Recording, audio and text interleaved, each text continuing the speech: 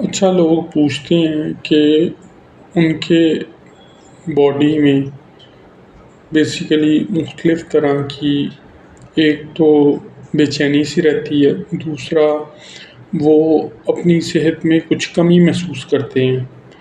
तो इसके क्या फैक्टर्स हो सकते हैं? बेसिकली इसमें जो सबसे अहम फैक्टर है वो है वेगस नर्व। ये बेसिकली क्रेनियल नर्व होती है जो सेंसरी और मोटरी नर्व के तौर पर काम करती है।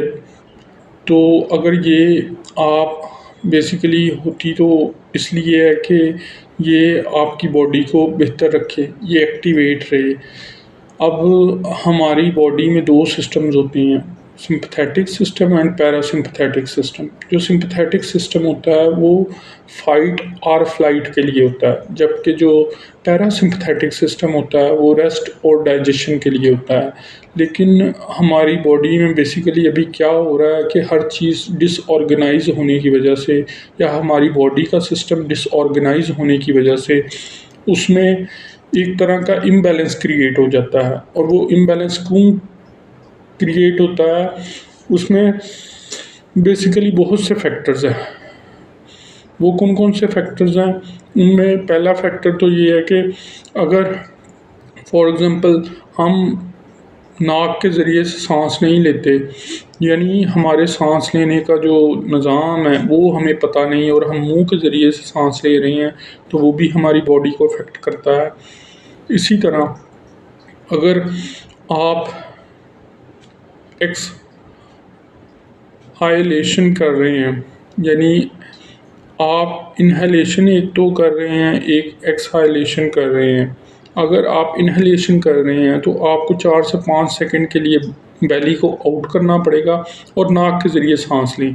लेकिन जब आप इंस्पायर करने की वजह से एक्सपायर कर रहे हैं, यानी साँस बाहर निकाल रहे हैं, तो वो बेसिकली आपने कैसे करना है, वो मुँह के ज़रिए से करना है।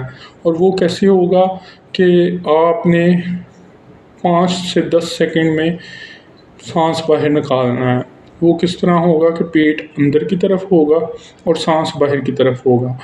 तो ये प्रोसेस अगर आप फ़ॉलो कर लोगे, एक तो आपकी बॉडी में जो कोर्टिसोल है वो पैदा नहीं होगा, उसकी वजह से इंसुलिन पैदा नहीं होगी और उसकी वजह से बेसिकली आप शुगर, डायबिटीज़ जैसी बीमारियों से बच सकते हैं, स्ट्रेस से बच सकते हैं। लेकिन अगर आप सही से साँस नहीं ले रहे तो फिर कोर्टिसोल भी पैदा होगा और इंसुलिन भी पैदा होगी और आपकी बॉडी भी स्ट्रेस में आएगी और आपको डायबिटीज़ भी हो सकती है और आपको साथ-साथ जो है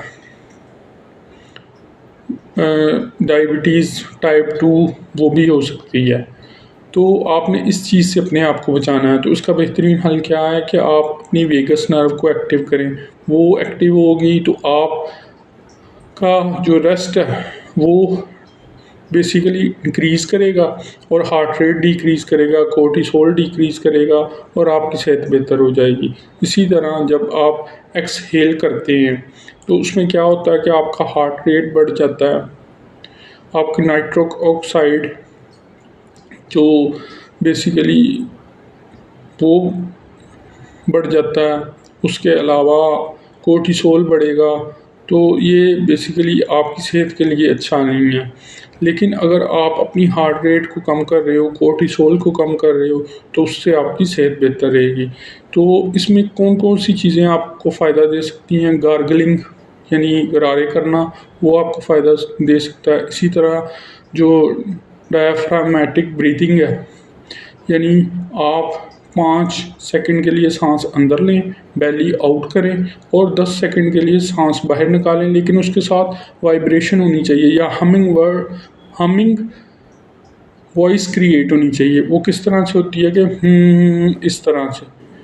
तो अगर आप इस प्रोसेस को फ़ॉलो कर लोगे तो आपकी सेहत भी बेहतर रहेगी। इसमें एक बुक सुपर गट जो विलियम डेविस की है, वो एमडी हैं, वो बहुत फ़ायदेमंद है। इससे बेसिकली आपका पेट भी बेहतर रहेगा, आपकी आंतों की सफाई रहेगी, आपका पूरा बॉडी का जो डाइजेशन सिस्टम है वो बेहतर रहेगा।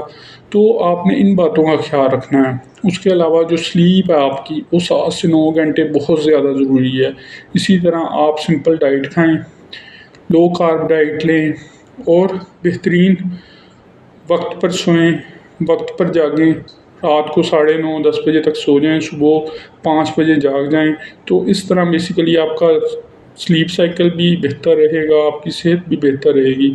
उसके अलावा आपने एक्सरसाइजेस करनी है जिसमें HIIT करनी है, MIE करनी है, जो डॉक्टर शैन ओमायरा की तहकीक है उसके मुताबिक। और इसके साथ साथ आप कोशिश करें कि पानी ज़्यादा पिए, यानी आप में डिहाइड्रेशन यानी पानी की कमी नहीं होनी चाहिए। उसके अलावा आप नेचुरल डाइट यूज़ करें, प्रोटीन लें, नेचुरल कार्ब्स यूज़ करें, गंदम और आटे की रोटी से अपने आप को बचाएं और फलों को, सब्जियों को इस्तेमाल करें। तो इस तरह काफ़ी हद तक आप अपनी सेहत को बरकरार रख सकेंगे। इसमें वेगस नर्व की जो मैंने शुरू में बात की थी वो यही है कि आपने बेसिकली अपनी वेगस नर्व को एक्टिवेट रखना है। वो किस तरह से होगा?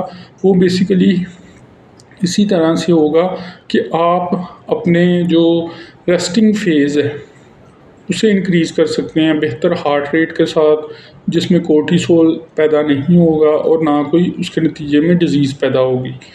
तो ये वो सारा